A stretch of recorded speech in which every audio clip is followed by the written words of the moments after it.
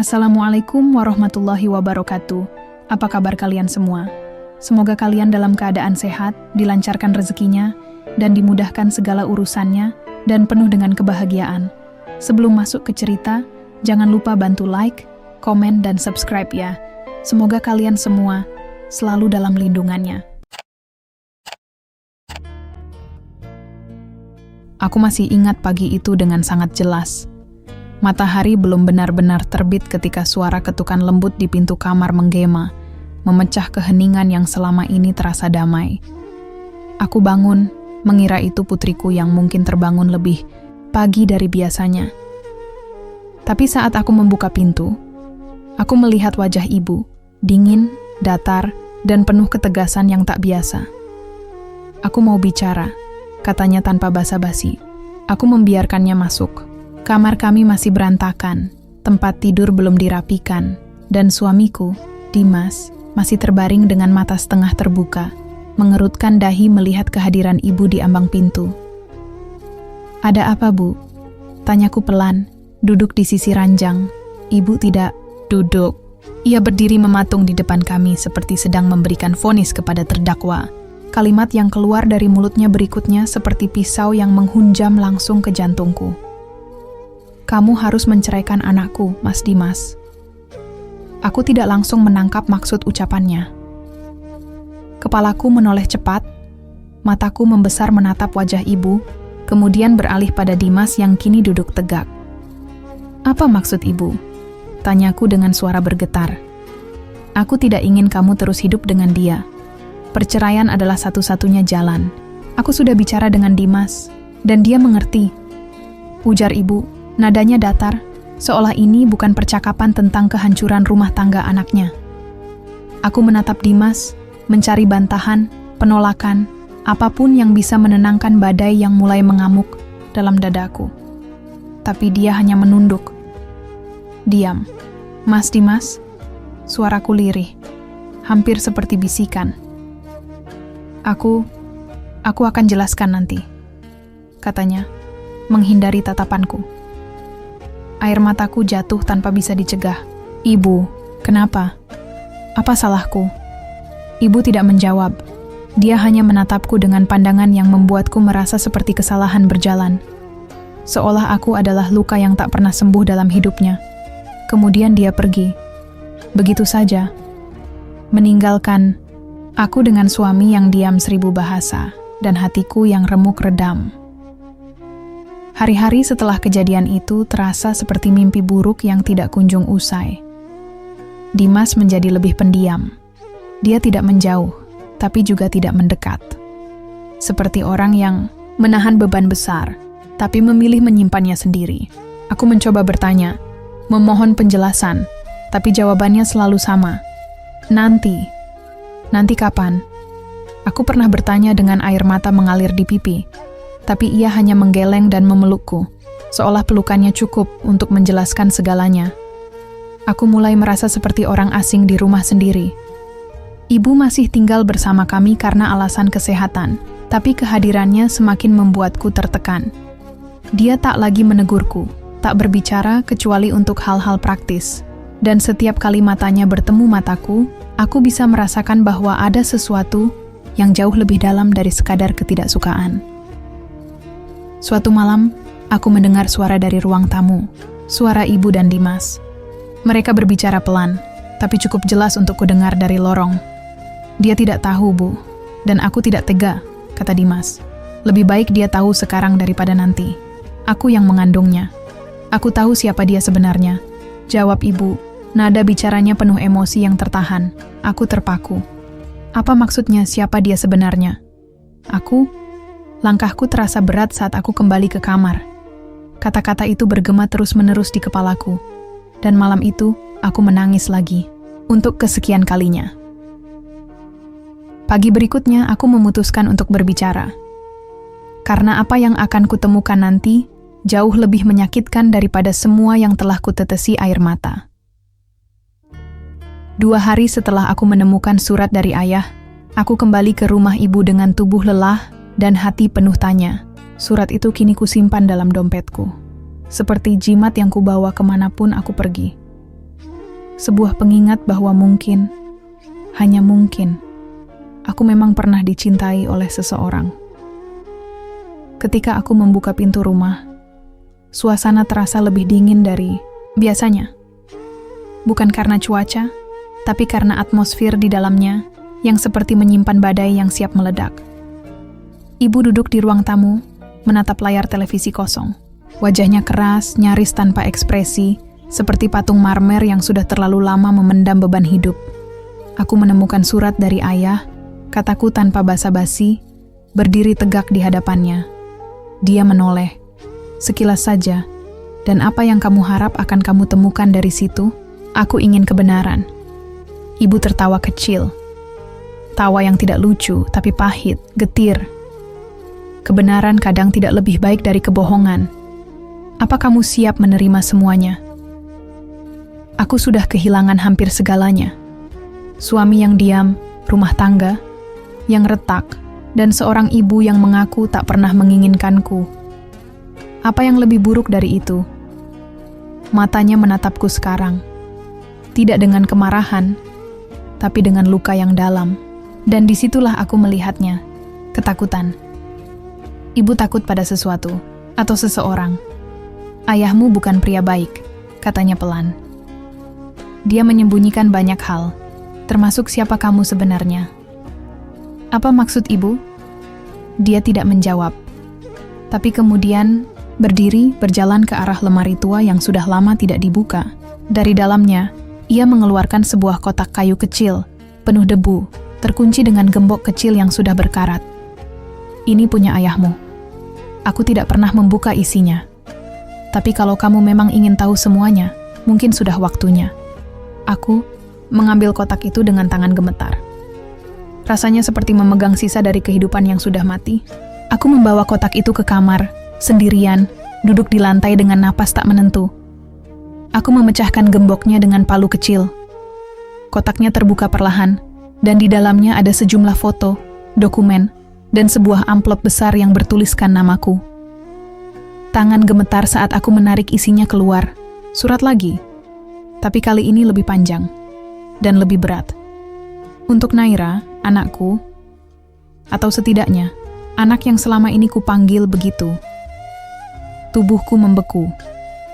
Kalau kamu membaca ini, berarti kamu sudah cukup dewasa untuk tahu kebenaran. Aku tidak bisa membawamu lari waktu itu, karena terlalu banyak yang bisa dihancurkan. Tapi aku ingin kamu tahu, kamu bukan anak kandungku. Ibumu mengandungmu dari pria lain.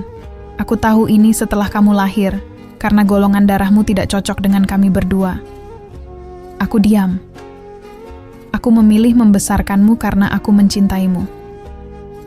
Tapi luka itu terus tumbuh, dan akhirnya kami saling membenci, ibumu dan aku. Aku tidak bisa menerimanya, tapi aku juga tidak bisa meninggalkanmu. Karena kamu tak bersalah. Kamu adalah korban dari kebohongan, sama seperti aku. Tangan ini gemetar, mataku buram. Aku tidak tahu lagi harus membaca atau menangis. Anak, siapa aku sebenarnya? Aku turun dari kamar dengan langkah limbung. Nafasku terasa pendek. Ibu masih duduk di ruang tamu, seolah menunggu. Jadi, ayah bukan ayah kandungku. Tanyaku nyaris tak bersuara. Dia tidak menjawab. Tapi tatapannya cukup jadi pengakuan. Siapa? Ayah kandungku? Suaraku pecah. Butuh waktu beberapa saat sebelum ibu akhirnya bicara. Kamu, anak dari masa lalu yang seharusnya tidak pernah kembali. Waktu itu aku masih muda. Aku mencintai seorang pria beristri. Aku bodoh, dan kamu lahir dari kebodohan itu. Ayahmu saat itu tahu, tapi dia memilih diam. Dia bilang akan tetap bersamaku. Asalkan kita tak pernah bicara soal itu lagi. Air mataku mengalir begitu saja. Bukan hanya karena pengkhianatan, tapi karena seumur hidup, aku dibesarkan dalam kebohongan yang dikelilingi kebencian. Dan sekarang, ibu ingin aku bercerai karena aku tidak pantas bahagia? Tanyaku getir. Ibu menatapku. Lama. Karena aku takut. Kamu sudah cukup terluka, dan aku takut kamu mengulangi kesalahanku. Aku takut kamu hidup dalam kebohongan, seperti aku. Aku bukan ibu.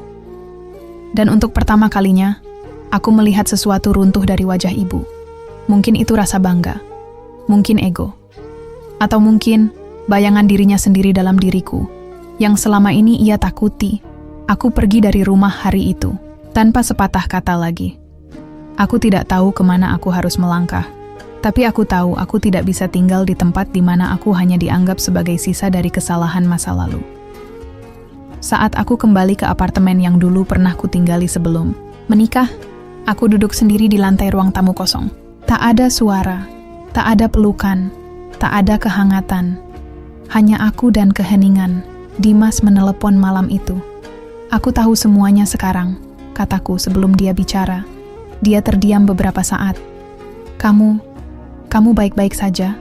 Tidak. Aku ingin bicara. Menjelaskan semuanya. Menebus semuanya. Menebus? Kamu diam saat ibuku menyuruhmu meninggalkanku. Kamu tahu betapa aku terluka. Dan kamu tidak melakukan apa-apa. Karena aku juga takut, Naira. Aku bingung. Aku tidak tahu bagaimana menghadapi semuanya. Tapi aku tidak pernah berhenti mencintaimu. Aku menutup mata. Air mata kembali turun. Cinta itu bukan hanya tentang perasaan, Mas. Cinta itu tentang siapa yang tetap bertahan ketika semua orang pergi. Aku memutus sambungan. Bukan karena aku benci, tapi karena aku butuh waktu untuk mengurai benang kusut yang telah membelit hidupku selama ini. Untuk menemukan siapa aku sebenarnya. Dan mungkin, untuk pertama kalinya, mencintai diriku sendiri. Karena satu hal yang mulai kupahami. Sebelum aku menuntut dicintai, aku harus sembuh dari luka yang bahkan tak pernah kuakui ada. Tapi hidup belum selesai. Luka ini belum sembuh. Dan kebenaran belum sepenuhnya terungkap. Karena siapa ayah kandungku sebenarnya? Masih jadi misteri. Dan aku tahu, jawaban itu akan mengubah segalanya. Lebih dari semua yang sudah terjadi, karena siapa ayah kandungku sebenarnya masih jadi misteri. Dan aku tahu, jawaban itu akan mengubah segalanya. Lebih dari semua yang sudah terjadi. Malam itu, aku tidak bisa tidur. Suara hujan di luar jendela apartemen membuat semuanya terasa lebih sunyi, lebih dalam, lebih menusuk. Aku duduk bersandar di dinding ruang tamu, ditemani secangkir teh yang sudah dingin, dan surat dari ayah tiriku, yang kini sudah kulipat rapi di pangkuan. Aku merasa seperti kehilangan arah. Dunia yang selama ini kuanggap rumah ternyata fondasinya dibangun di atas kebohongan.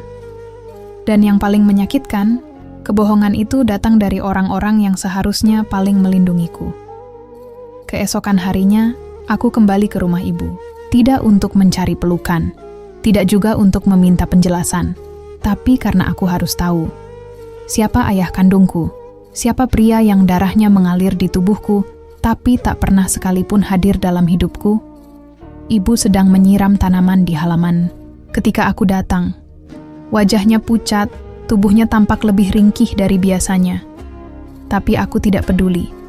Luka dalam hatiku masih terlalu baru, terlalu terbuka. Ibu tahu siapa ayah kandungku. Katakan sekarang. Dia terdiam. Tangan yang memegang selang tiba-tiba bergetar. Air masih mengalir, membasahi tanah yang sudah cukup becek. Aku tidak mau membukakan luka lama, Naira. Luka itu bukan baru terbuka, Bu. Luka itu ibu tanam sejak aku lahir. Dia menoleh perlahan. Ada kilat emosi di matanya. Entah itu marah, sedih, atau sekadar lelah. Namanya Arman. Dulu dia guru privat bahasa Inggris di kampus. Kami saling jatuh cinta. Tapi dia sudah menikah. Aku bodoh. Dia bilang dia akan menceraikan istrinya, tapi itu tidak pernah terjadi. Lalu aku hamil. Dan dia menghilang. Sakitnya luar biasa.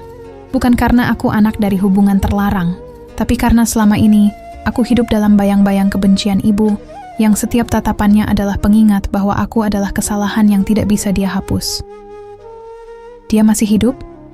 Ibu mengangguk pelan. Terakhir aku dengar, dia tinggal di Bandung. masih jadi dosen. Tapi aku tidak pernah mencarinya lagi. Karena aku muak. Dan karena aku takut. Apa dia tahu tentang aku? Tidak. Aku mengangguk. Hatiku teriris, tapi sekaligus ada semacam kelegaan. Setidaknya, kini ada nama. Wajah yang mungkin bisa kucari. Sosok yang mungkin bisa memberi satu keping jawaban yang tersisa. Beberapa hari setelah itu, aku memutuskan pergi ke Bandung. Aku tidak memberitahu siapapun, bahkan Dimas. Aku butuh melakukan ini sendiri. Aku mencari melalui alumni kampus, forum dosen, bahkan akun media sosial. Dan akhirnya, kutemukan satu foto yang membuat napasku tercekat.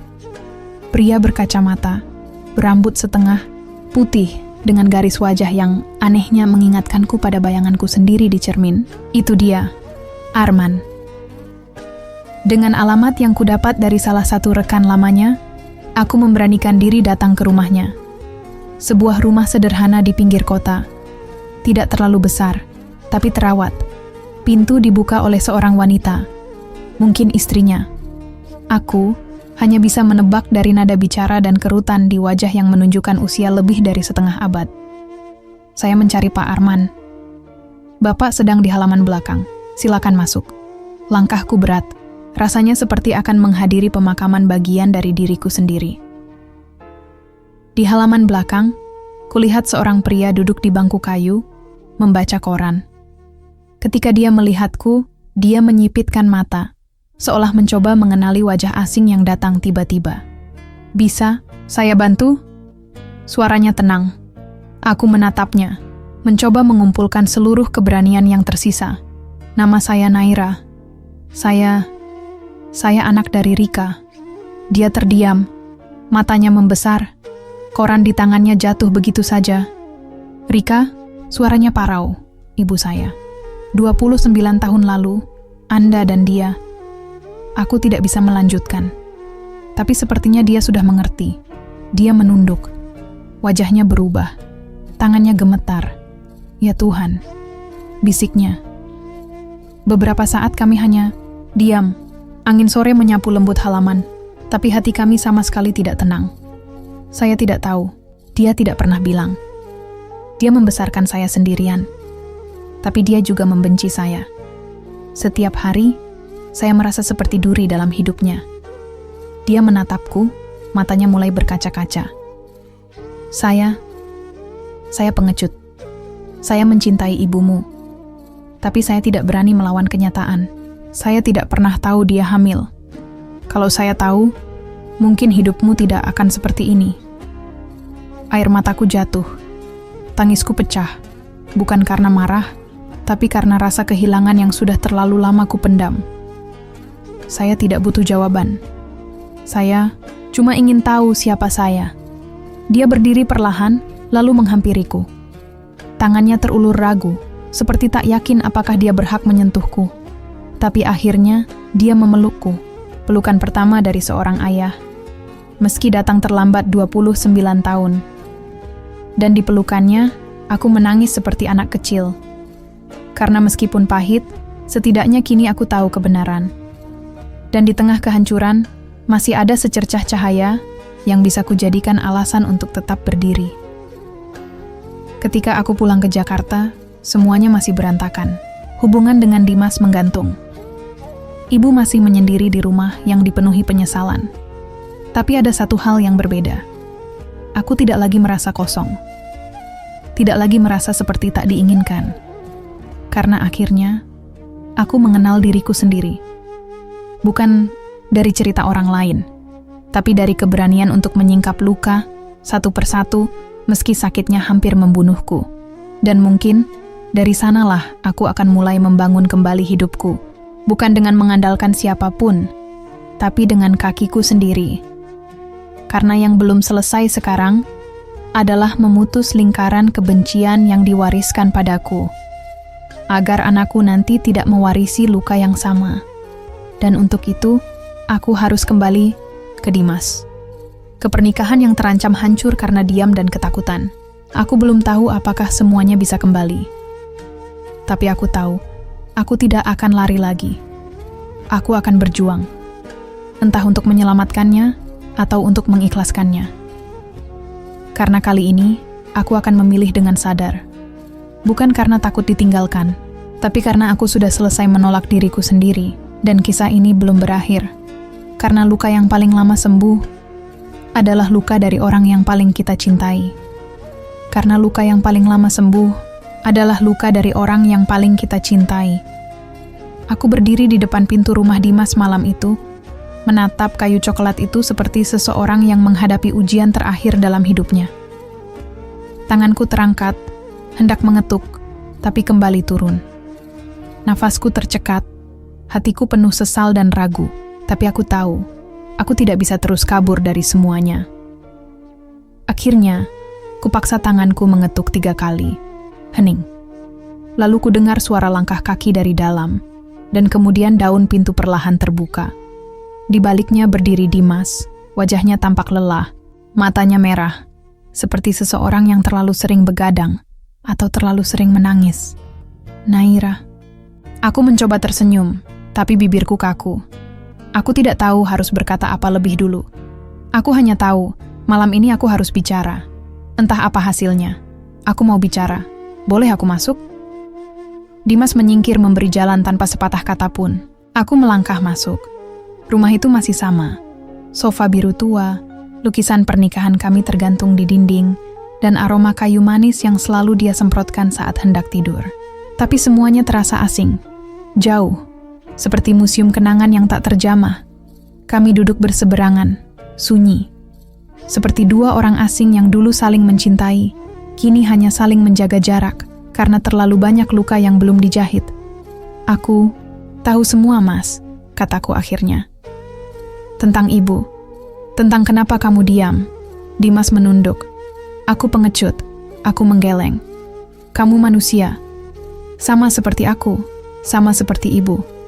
Kita semua hanya berusaha bertahan dengan cara masing-masing. Meskipun kadang caranya salah. Dia memejamkan mata, dan aku bisa lihat air matanya menggenang. Aku takut kehilangan kamu, tapi aku juga takut melawan ibumu, karena dia ibumu. Aku kira dengan diam semuanya akan reda, tapi justru diamku yang menyakiti kamu paling dalam. Aku marah, sakit, tapi lebih dari itu, aku kecewa. Karena kamu tahu aku sedang jatuh, dan kamu malah membiarkan aku sendirian. Dimas mengangguk pelan. Maaf. Dan satu kata itu, anehnya, membuat hatiku sedikit lebih ringan. Bukan karena semua bisa diperbaiki seketika, tapi karena setidaknya dia mengakui. Dan aku tahu, pengakuan adalah awal dari penyembuhan. Kalau kamu masih ingin menyelamatkan ini, aku mau berjuang, bisikku, nyaris tak terdengar. Tapi aku tidak bisa sendiri. Aku tidak akan pernah sanggup sendiri lagi. Dia menatapku, dan di matanya aku lihat ada harapan yang nyaris padam, menyala lagi. Walau kecil, walau rapuh. Aku ingin memperbaiki semuanya, Naira. Meskipun kita harus mulai dari nol, bahkan dari minus. Kami terdiam, tapi diam itu bukan lagi jarak. Diam itu jeda. Sebuah ruang untuk bernapas, sebelum akhirnya kami melangkah ke arah yang sama lagi. Beberapa minggu setelah itu, kami mulai menjalani terapi pasangan. Tidak mudah. Setiap sesi membuka luka-luka lama yang mungkin sudah membusuk di dalam hati kami. Tapi setidaknya sekarang kami saling menggenggam tangan saat luka itu dibuka. Dan pelan-pelan, kami mulai belajar saling mendengarkan, bukan saling menuntut. Hubunganku dengan ibu masih dingin. Tapi setidaknya, aku sudah tidak lagi mencari penjelasan darinya. Aku tahu, dia tidak akan pernah bisa memberiku cinta seperti ibu-ibu lain memberi anak mereka. Tapi aku tidak bisa terus membiarkan luka itu menelan masa depanku. Kadang aku datang menjenguknya. Diam. Membawakan makanan. Menyiram tanaman di halaman. Tidak banyak kata. Tapi kadang, tanpa aku sadari, dia berdiri di ambang pintu, memperhatikanku dalam diam, dan itu cukup. Sampai suatu malam, saat aku dan Dimas duduk berdua di balkon apartemen kecil kami, dia menggenggam tanganku dan berkata dengan suara pelan, "Naira, kalau kamu siap, aku ingin kita punya anak." Tubuhku membeku, jantungku berdetak kencang, karena ketakutan yang selama ini bersembunyi di balik rinduku tiba-tiba muncul ke permukaan. Aku takut, Mas. Takut jadi ibumu? Aku menatap matanya, lama, dan mengangguk pelan. Dia memelukku erat. Kamu bukan dia. Kamu tidak akan pernah jadi dia. Kamu luka yang memilih sembuh, dan itu jauh lebih berani daripada apapun. Malam itu aku menangis dalam pelukannya. Bukan karena takut, tapi karena untuk pertama kalinya dalam hidupku, aku merasa dicintai bukan sebagai seseorang yang sempurna, tapi sebagai seseorang yang berani untuk tetap bertahan meski hancur. Dan mungkin ini bukan akhir, tapi awal dari kisah yang benar-benar kami pilih, tanpa kebohongan, tanpa paksaan, tanpa bayang-bayang masa lalu yang membutakan masa depan. Tapi aku juga tahu, hidup tidak pernah semulus harapan. Karena di suatu pagi yang tenang, aku mendapat kabar bahwa ibu masuk rumah sakit. Dan untuk pertama kalinya, aku merasa takut kehilangannya. Bukan karena dia telah mencintaiku, tapi karena, bagaimanapun juga, dia tetap ibuku. Dan mungkin, maaf bisa datang lebih lambat dari cinta. Tapi saat itu datang, mungkin itu akan menjadi akhir dari luka yang paling panjang. Tapi saat itu datang, mungkin itu akan menjadi akhir dari luka yang paling panjang. Aku masih menggenggam ponsel saat suara dari seberang menyebutkan nama rumah sakit. Nafasku tercekat, lututku gemetar. Ibu masuk IGD karena pingsan tiba-tiba di rumah. Tetangga menemukannya tergeletak di dapur. Kepalanya terbentur lantai. Darah, banyak darah. Aku berlari ke kamar, menarik jaket, dan dalam waktu kurang dari 5 menit aku dan Dimas sudah melaju ke rumah sakit tanpa banyak kata. Jalanan malam yang lengang terasa seperti lorong panjang yang tak kunjung berakhir. Lampu jalan hanya memberi kilasan cahaya, sementara pikiranku dipenuhi semua kemungkinan terburuk. Sesampainya di rumah sakit, aku langsung menuju ruang IGD. Seorang perawat muda menyambutku dengan wajah datar. Ibu Rika masih dalam penanganan. Mohon tunggu di luar. Aku duduk di bangku tunggu, memeluk tubuhku sendiri. Dingin. Entah karena suhu ruangan atau karena ketakutan yang tiba-tiba menyerbu seperti badai. Dalam benakku, wajah ibu terus muncul. Wajah yang keras, penuh bayangan masa lalu. Wajah yang jarang tersenyum padaku. Tapi juga wajah yang bagaimanapun membesarkanku. Memberiku makan, memberiku tempat berteduh, meski dengan cinta yang serba kurang. Aku belum sempat minta maaf, Mas. Gumamku lirih pada Dimas. Suaraku nyaris tenggelam oleh suara mesin infus dan roda kasur dorong yang melintas. Dimas menggenggam tanganku erat. Kamu sudah cukup. Kamu sudah mencoba mendekat. Itu juga bentuk cinta. Setelah hampir 2 jam, dokter keluar. Wajahnya serius. Pasien mengalami pendarahan otak ringan akibat benturan di bagian belakang kepala. Kami sudah melakukan CT scan. Tidak ada kerusakan permanen, tapi kondisinya lemah. Kami akan memindahkannya ke ruang rawat inap untuk observasi. Aku mengangguk cepat. Boleh saya menemuinya? 1 orang, tapi jangan terlalu lama. Aku melangkah masuk ke ruang rawat, dan begitu melihat tubuh kurus ibu terbaring di ranjang putih dengan infus menancap di tangannya, napasku tercekat. Dia terlihat kecil, terlalu kecil. Aku duduk di sampingnya. Bu, matanya terbuka perlahan. Pandangannya kabur, tapi perlahan mengenaliku. Naira, suaranya parau, nyaris tak terdengar. Aku menggenggam tangannya, lembut. Untuk pertama kalinya, aku yang lebih dulu memegang tangannya tanpa menunggu dia menyentuhku. Bu, jangan pergi dulu. Aku belum sempat bilang. Dia menggeleng lemah. Jangan menangis. Air mataku sudah jatuh. Aku tidak bisa menahannya. Aku minta maaf, Bu. Maaf karena selama ini aku juga penuh marah, penuh luka. Tapi aku cuman anak yang ingin dicintai. Itu saja. Ibu menghela napas pelan. Aku juga minta maaf. Aku marah, bukan karena kamu, tapi karena aku terlalu takut menghadapi hidup. Aku salah, membiarkan kamu tumbuh dalam dinginnya hati yang beku. Aku menangis, terisak, kepalaku bersandar di tangannya. Dan untuk pertama kalinya aku merasa mungkin ibu mencintaiku. Dengan cara yang tak pernah bisa dia ucapkan. Dengan cinta yang penuh karat. Tapi tetap cinta. Beberapa hari kemudian, ibu diperbolehkan pulang. Aku memutuskan membawanya tinggal bersamaku dan Dimas. Dia butuh pemulihan, tapi diam-diam. Aku juga butuh itu. Butuh waktu bersamanya. Butuh menyentuh sisi ibuku yang selama ini tersembunyi di balik dinding ketakutannya sendiri. Hubungan kami masih canggung. Kadang dia diam saja seharian. Tapi kini aku tahu, diamnya bukan karena benci, melainkan karena dia tak terbiasa memberi, bahkan pada dirinya sendiri. Suatu sore aku sedang menyisir rambutnya ketika dia berkata lirih, "Dulu aku pernah hampir menggugurkan kamu." Tanganku berhenti, jantungku seolah meledak. Aku berdiri di depan klinik, tapi langkahku berat. Ada sesuatu yang menahanku. Mungkin bagian kecil dari diriku yang masih ingin mencintai. Tapi setelah kamu lahir, rasa bersalah itu tidak pergi. Aku melihatmu setiap hari, dan aku seperti melihat dosa yang hidup. Aku menarik napas dalam-dalam.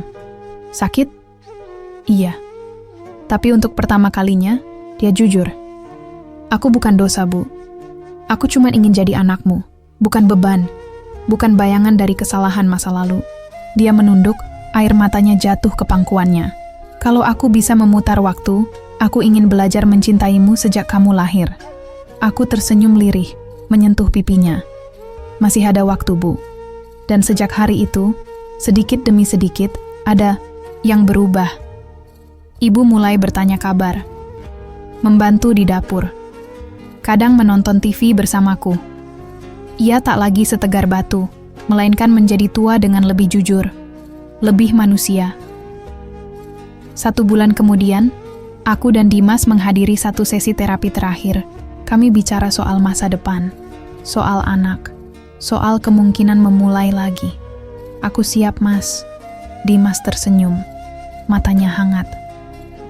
Aku akan ada di sini, setiap langkah.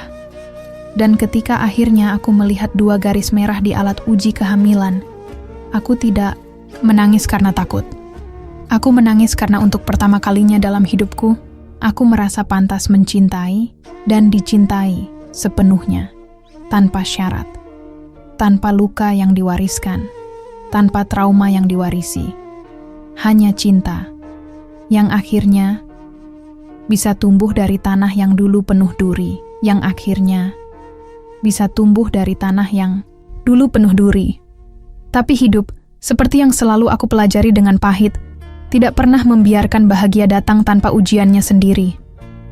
3 minggu setelah aku mengetahui bahwa aku hamil, ibu mulai menunjukkan gejala-gejala aneh. Dia sering lupa hal-hal sederhana, meletakkan sendok di kulkas, menyebut namaku dengan nama tetangga lama kami, bahkan pernah berdiri di depan cermin dan bertanya, "Siapa yang ada di sana?" Awalnya aku mengira itu hanya kelelahan. Usianya sudah lanjut, dan pemulihan pasca benturan kepala mungkin memengaruhi keseimbangannya. Tapi suatu malam, saat aku pulang dari membeli makanan dan menemukan ibu berdiri di luar apartemen dalam hujan, mengenakan daster tipis sambil memeluk boneka milik anak tetangga, aku tahu ini bukan sekadar kelelahan. Kami membawanya ke dokter, dilakukan serangkaian pemeriksaan, dan akhirnya sebuah diagnosis jatuh seperti palu penghakim. Dementia awal. Perlahan namun pasti, ibu akan kehilangan memorinya, satu demi satu, sampai akhirnya mungkin ia bahkan tidak mengenali aku lagi. Aku memeluk Dimas erat malam itu. Tubuhku gemetar. Baru saja aku merasa mulai memiliki seorang ibu, Mas. Kenapa Tuhan harus ambil dia lagi?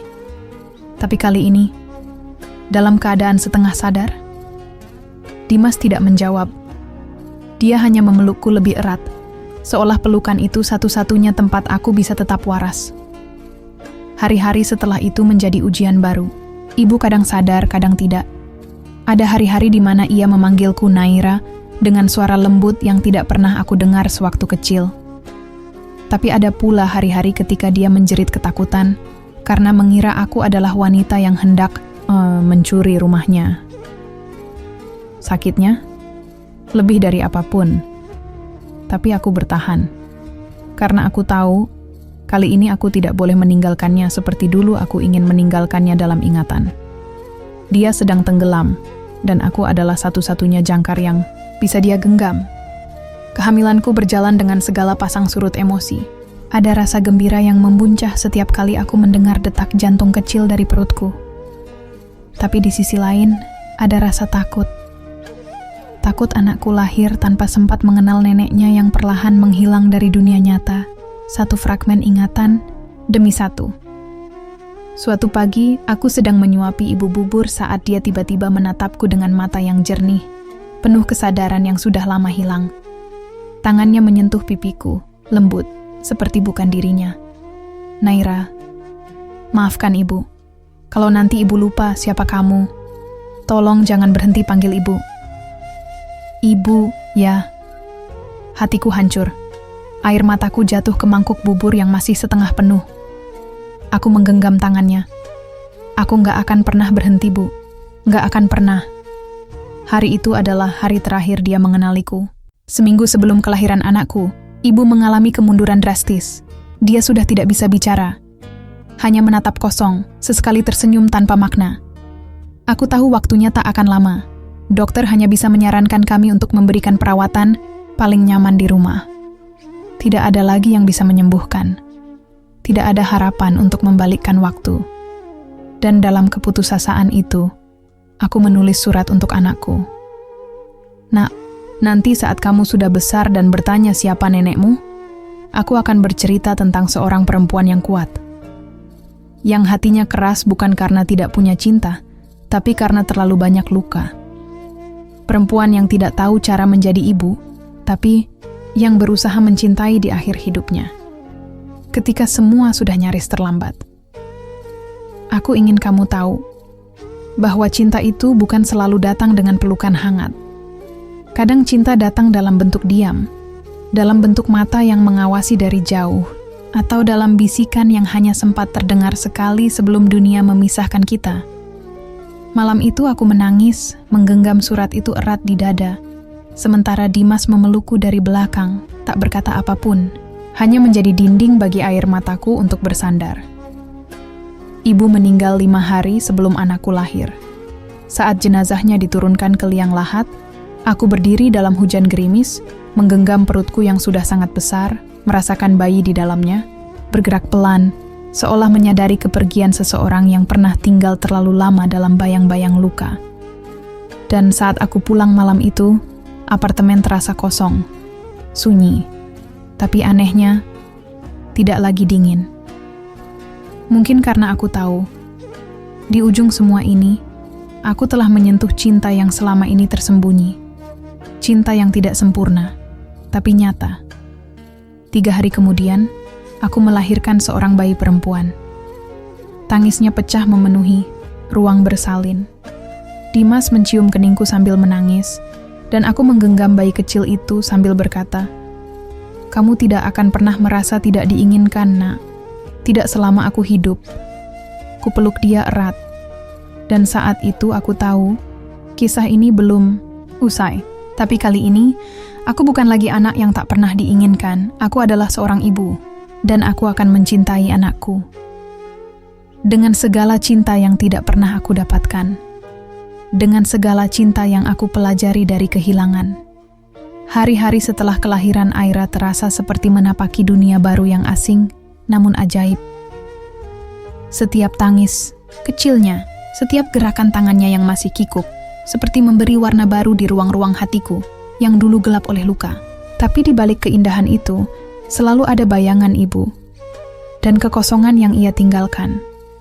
Ada kalanya, saat tengah malam aku menyusui Aira di ruang tamu, aku memandang kursi kosong yang dulu sering ditempati ibu. Dalam diam, aku membayangkan, suaranya bertanya, "Susu Aira cukup, Naira?" Atau tangannya meraih tangan mungil cucunya, yang bahkan tak sempat ia kenal dalam keadaan sadar.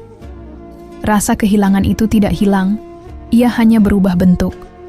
Menjadi sunyi, menjadi lirih, tapi tetap Menusuk Dimas sangat membantu.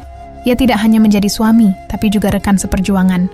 Ia belajar mengganti popok, bangun saat malam, bahkan membaca buku-buku psikologi untuk memahami baby blues yang kadang membuatku tiba-tiba menangis di dapur sambil mengupas bawang. Namun justru di tengah kehangatan keluarga kecil kami yang sedang tumbuh, badai itu datang lagi. Suatu sore saat aku sedang menidurkan Aira, ponselku berdering, nomor yang tidak ku kenal. Suara di seberang menyebutkan nama yang membuat tubuhku seketika menegang, Pak Raka, ayah kandungku. Lelaki yang selama ini hanya menjadi kabut samar dalam cerita-cerita pahit ibu. Lelaki yang ibu benci, yang menjadi sebab dari semua luka masa, lalu yang diwariskan padaku. Aku ingin bertemu Naira, katanya dengan suara rendah namun tegas. Aku tahu ini keterlambatan yang tak bisa dimaafkan, tapi aku mohon satu kesempatan saja. Aku bungkam. Seluruh tubuhku gemetar. Bagaimana bisa dia muncul sekarang?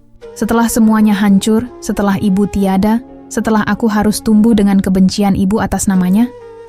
Kenapa sekarang? Tanyaku akhirnya, suara bergetar. Karena selama ini aku pengecut, jawabnya pelan. Dan karena ibumu tidak pernah mengizinkanku dekat. Tapi setelah aku tahu dia telah tiada, aku tahu waktuku tidak banyak lagi. Aku punya anak, kataku. Lebih sebagai pernyataan untuk diriku sendiri daripada untuknya. Aku tahu. Dan aku ingin melihat cucuku, meski hanya sekali. Aku menutup telepon tanpa janji apapun. Tapi kata-katanya menancap dalam. Malam itu aku tidak tidur. Aku duduk di samping tempat tidur Aira yang tengah tertidur pulas, menatap wajah mungilnya yang damai. Aku tahu rasanya menjadi anak yang tak pernah dipeluk oleh cinta. Aku tahu bagaimana luka itu membekas seumur hidup. Tapi aku juga tahu bahwa menyimpan luka dan dendam hanya akan membuatku mewariskan beban itu ke Aira. Dan aku tidak ingin itu terjadi. Akhirnya, 3 hari kemudian, aku setuju untuk bertemu Pak Raka. Di sebuah kafe kecil di tengah kota, aku datang dengan Aira dalam gendongan. Saat kulihat sosok lelaki berusia senja, dengan mata yang tampak terlalu lelah untuk menatap masa lalu, aku tahu. Ini bukan tentang pengampunan. Ini tentang keberanian untuk tidak lagi melanjutkan warisan kebencian. Dia berdiri pelan saat aku mendekat, dan saat matanya melihat Aira, ia menangis.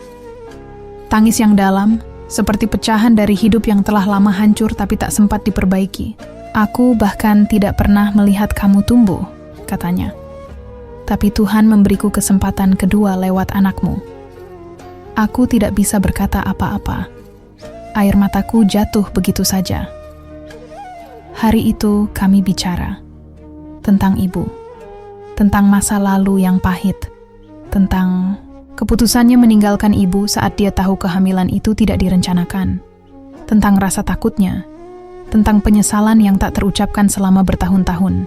Aku tidak minta kamu memanggilku ayah, katanya. Aku hanya ingin kamu tahu bahwa aku pun manusia, dan aku salah. Terlalu lama. Aku memandang Aira yang tertidur di pangkuanku. Aku tidak tahu apakah aku bisa memaafkanmu sekarang, tapi aku tidak akan membenci. Dia mengangguk, seperti menerima semua itu dengan kerendahan hati yang tulus. Lalu, sebelum kami berpisah, dia menyerahkan sebuah kotak kecil padaku. Ini, surat dari ibumu. Aku tidak tahu dia masih menyimpannya. Tapi aku temukan di antara dokumen lama setelah pemakamannya. Aku menggenggam kotak itu dengan gemetar. Dan malam itu, saat semua tidur, aku membukanya. Di dalamnya, ada selembar surat tulisan tangan ibu. Dan begitu aku mulai membacanya, aku tahu bahwa kisah ini belum benar-benar selesai. Karena ternyata, cinta bisa hadir dalam bentuk yang paling tak terduga. Dalam pengakuan yang datang terlambat. Dalam kejujuran yang tertulis, bahkan setelah kepergian. Dan surat itu akan mengubah segalanya. Dan surat itu akan mengubah segalanya. Aku membukanya dengan tangan gemetar, seolah secarik kertas itu bisa meledakkan seluruh dunia yang baru saja mulai stabil di sekelilingku. Tulisan tangan ibu masih sama, rapi, tegas, tapi sedikit gemetar di beberapa bagian. Kertasnya sudah menguning, seolah surat ini telah ditulis lama, jauh sebelum aku bisa membacanya. Naira, kalau kamu membaca ini, mungkin ibu sudah tidak bisa menjelaskannya sendiri. Mungkin mulut ini terlalu keras, hati ini terlalu dingin, dan cinta ini terlalu beku untuk kamu rasakan selama ini. Tapi sungguh, kamu adalah luka dan cinta dalam hidup ibu, dalam satu tubuh yang sama. Aku berhenti membaca, menahan napas. Mataku basah, tapi aku lanjutkan. Waktu ibu tahu sedang mengandungmu, ibu menangis. Tapi bukan tangis bahagia, nak. Tangis takut, tangis marah, karena hidup ibu sudah terlalu hancur waktu itu. Laki-laki yang memberi benih itu, ayahmu, pergi tanpa kata. Dan ibu, hanya seorang gadis muda yang bahkan belum tahu caranya mencintai dirinya sendiri. Ibu ingin menghilangkanmu. Iya, ibu akui itu. Tapi setiap kali ibu mencoba, entah mengapa, ada sesuatu di dalam dada yang menghentikan. Sesuatu yang berkata, jangan. Dan kamu lahir, Naira. Tapi kamu lahir di saat ibu belum siap menjadi ibu. Jadi maafkan, jika ibu lebih sering menjadi penjara daripada pelindung. Maafkan kalau kamu tumbuh dengan luka yang seharusnya tidak kamu tanggung. Tapi tahu tidak, nak, cinta itu bukan tidak ada. Cinta itu hanya keliru caranya. Ibu melihatmu tumbuh dalam diam. Melihatmu menangis diam-diam. Melihatmu belajar menyembunyikan sakitmu. Ibu tahu semua itu. Tapi ibu terlalu pengecut untuk merangkulmu. Sampai akhirnya, saat kamu menikah dan bahagia, ibu takut kehilanganmu. Takut kamu menemukan cinta yang ibu tak pernah bisa beri. Itulah mengapa ibu mendorong Dimas menjauh darimu. Bukan karena ibu benci kamu, tapi karena ibu benci diri ibu sendiri. Tapi kamu kuat, Naira. Kamu lebih kuat dari ibu. Dan kamu menyentuh hati ibu di saat-saat terakhir. Saat ibu mulai lupa, justru kamu yang hadir. Kamu yang menyuapi. Kamu yang merawat. Kamu yang memanggil ibu tanpa dendam. Dan di situ, ibu tahu, cinta yang keliru pun bisa ditebus. Terima kasih telah tidak menyerah padaku. Terima kasih telah menjadi ibu yang jauh lebih baik dari ibu.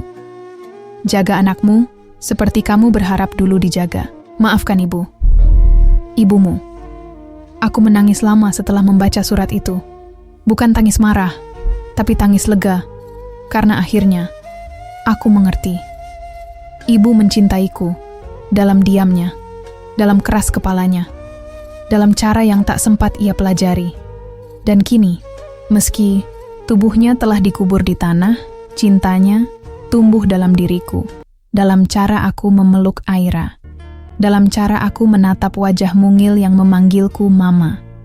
Beberapa bulan berlalu. Hubunganku dengan Pak Raka pelan-pelan menjadi lebih cair. Bukan untuk mengganti apa yang hilang, tapi untuk mulai menerima bahwa masa lalu tidak harus membentuk masa depan. Dan Aira, putriku, tumbuh dengan cinta yang utuh. Aku tidak akan meneruskan rantai luka itu. Tidak padanya.